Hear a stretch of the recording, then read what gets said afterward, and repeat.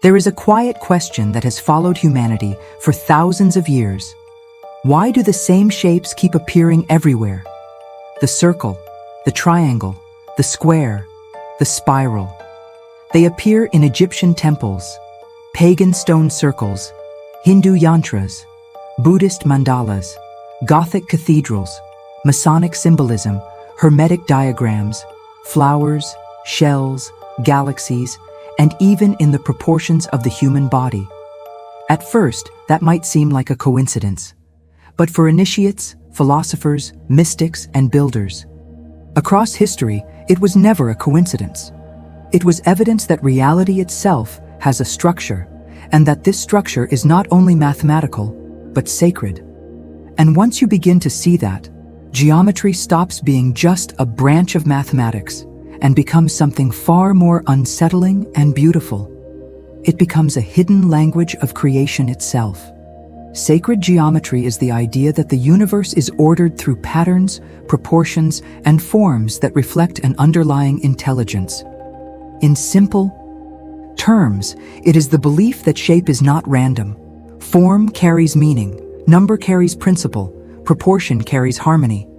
And because of that, the visible world can be read almost like scripture. The ancients did not separate science, spirituality, architecture, art, astronomy, and metaphysics the way we do today.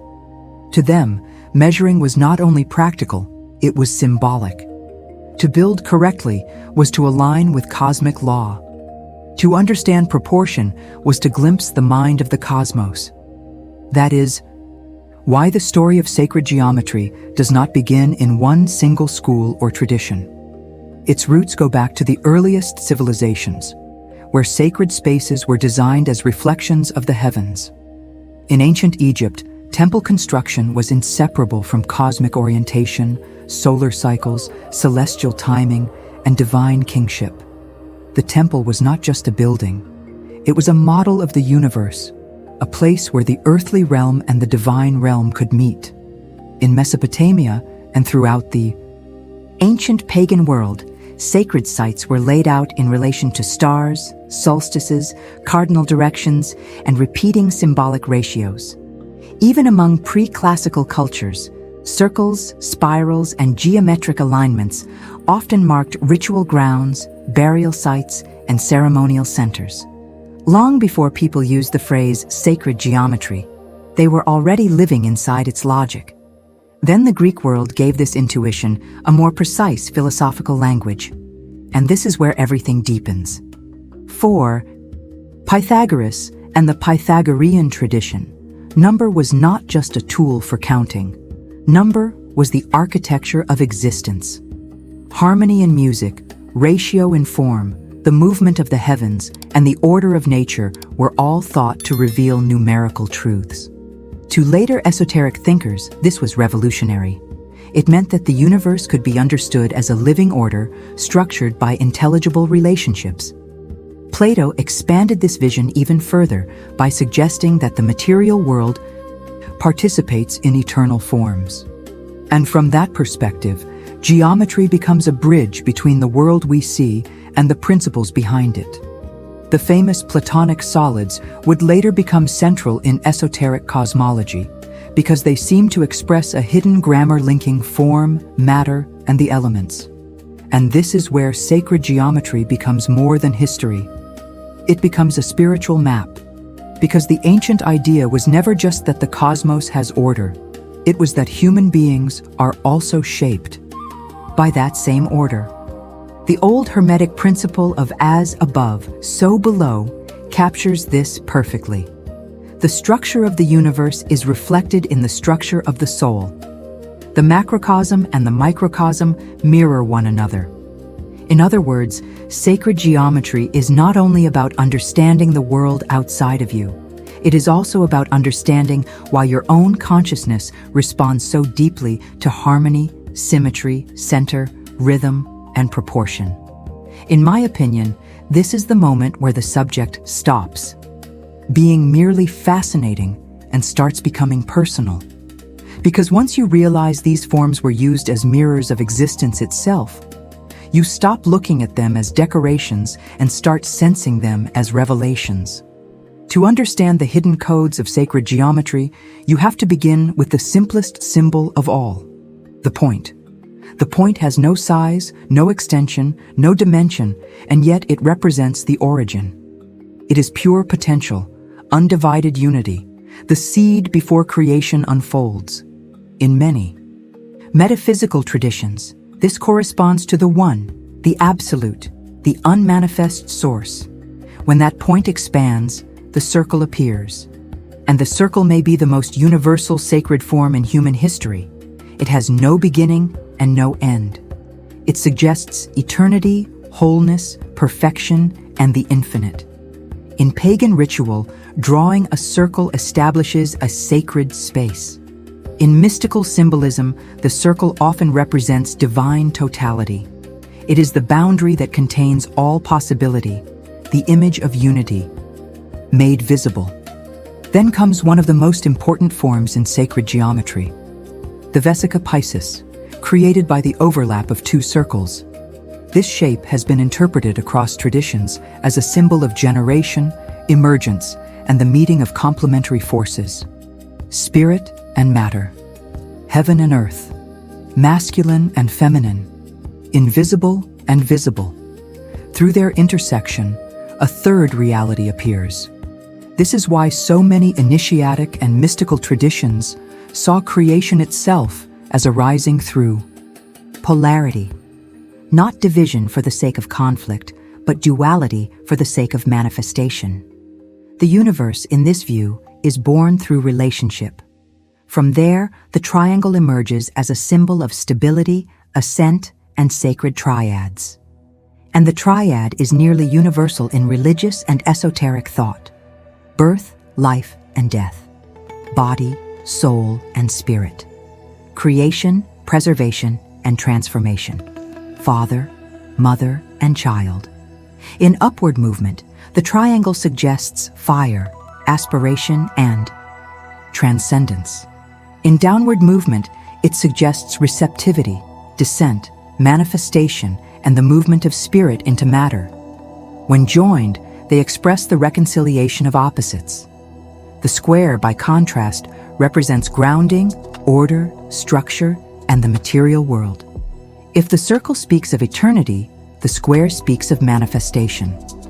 One of the deepest symbolic operations in sacred architecture and initiatory thought is the attempt to reconcile these two: heaven and earth, spirit and body, the infinite and the embodied.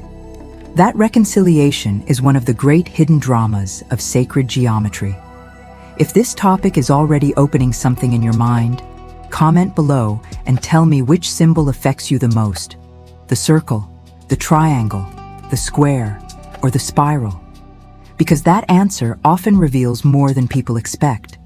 The spiral may be the most alive of all sacred forms. Unlike the circle, which returns to itself, the spiral moves outward or inward while still preserving rhythm. It suggests growth, evolution, unfolding, and return on a higher level. You find it in shells, galaxies, storms, fern patterns, ancient carvings, and ritual art from Celtic traditions to indigenous cosmologies. This is also where people often bring up the golden ratio and the Fibonacci sequence. And this is important. Not every claim made online about these patterns is serious or accurate. But the deeper idea remains powerful. Across nature, art, and traditional design, there are recurring proportions that seem to embody a kind of organic harmony. Not mechanical repetition, but living order. And that distinction matters. Later, esoteric traditions and modern spiritual movements became especially fascinated with forms like the seed of life, the flower of life, and what is often called Metatron's cube. These diagrams became widely popular because they seem to suggest that complexity can unfold from simplicity, and that an entire cosmos can emerge from repeated expressions of an original principle. To an initiatic mind, these patterns are not just visually impressive. They are contemplative maps. They show how unity becomes multiplicity without ceasing to be unity. And for me, that is one of the most beautiful ideas in the whole subject. Because sacred geometry is not really telling you that the world is coldly mathematical. It is telling you that the world may be meaningfully structured. This is also why sacred geometry appears in so many traditions that, on the surface, seem completely different. In ancient paganism, sacred wheels, solar crosses, directional layouts, seasonal cycles, and temple alignments all express the conviction that life must be lived in rhythm with cosmic order. In the Hermetic and Neoplatonic traditions, geometry became a way of thinking about emanation, the divine mind, and the descent of form into matter. In Hinduism, Yantras are not random mystical art. They are precise spiritual diagrams used for concentration, invocation, and alignment with a deity or principle. In Buddhism, mandalas function as cosmograms, symbolic universes that also map the inner path of consciousness. Different cultures, different symbols, different vocabularies, but the same underlying intuition. Reality has a hidden order, and human beings can train themselves to perceive it. This is where the idea of the perennial philosophy becomes essential. The perennial philosophy is not the claim that every tradition says exactly the same thing. It is the recognition that beneath different myths, rituals, and doctrines, many traditions point toward the same fundamental truths. That reality has an intelligible source, that the human being participates in more than material existence, and that spiritual knowledge involves remembering our relation to that deeper order. Sacred geometry fits that vision almost perfectly. It is one of the clearest examples of how the same metaphysical intuition can appear in different civilizations through form, rather than through doctrine. That is also why initiatic societies treated geometry with such seriousness. In Freemasonry, geometry is not merely a technical craft. It is a symbolic science. The square and compasses are not just tools. They represent the discipline of self, the harmonizing of inner and outer life, and the ordering of chaos into form. In Rosicrucian, Hermetic, and Theosophical currents, geometric symbolism became a way to contemplate cosmic law and the structure of consciousness. Even in esoteric Christianity and sacred architecture, proportion was often understood as a reflection of divine order. The builders of great temples and cathedrals were not only constructing walls, they were trying to create spaces that embodied metaphysical truths in stone, light, and ratio. But here is something important that often gets lost today. Initiates did not use sacred geometry as a shortcut to power. They used it as a discipline of perception. They contemplated forms. They traced them. They built with them. They meditated on them. They aligned ritual and space through them. The goal was not to collect secret symbols like trophies. The goal was transformation. The form was meant to educate the soul. I think that is the difference between a superficial fascination with the occult and a real initiatic approach. One wants symbols to possess. The other allows symbols to reshape perception. In practice, experienced people still apply these principles in very grounded ways. Some use mandalas or yantras to focus attention during meditation. Some arrange ritual space through symmetry, orientation, and proportion to create a stronger sense of coherence and presence. Some draw geometric patterns as a contemplative exercise, training patience, stillness, and precision. In ceremonial magic and esoteric disciplines, geometric forms can support intention, concentration, and symbolic alignment.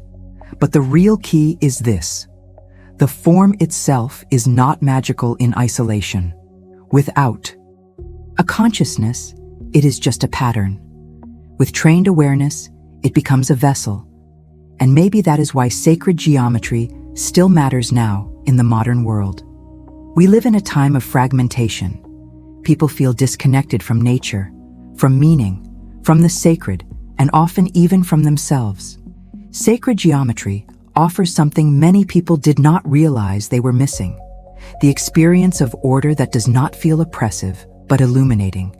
It suggests that beauty is not accidental, that pattern is not empty, and that the universe may be intelligible in a way that nourishes the soul. Of course, discernment matters. Some modern claims around sacred geometry are exaggerated, romanticized, or stripped of historical depth. But behind the noise, there is something real, ancient, and profound: the recognition that form can reveal truth. So now we return to the question from the beginning. Why do the same geometric patterns appear across temples, rituals, civilizations, and natural forms? Maybe because sacred geometry was never merely invented. Maybe it was discovered. Maybe different peoples, separated by time and geography, encountered the same hidden order and translated it into their own symbolic languages. And maybe the reason those symbols still move us is because they are not only out there in the cosmos, they are also within us, waiting to be recognized. Comment below and tell me this: do you believe the universe actually has a hidden language built into it?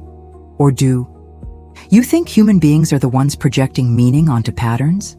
I really want to hear your take, because this is one of those questions that opens a door rather than closing a debate. And if this video gave you a deeper, more grounded understanding of sacred geometry, leave a like.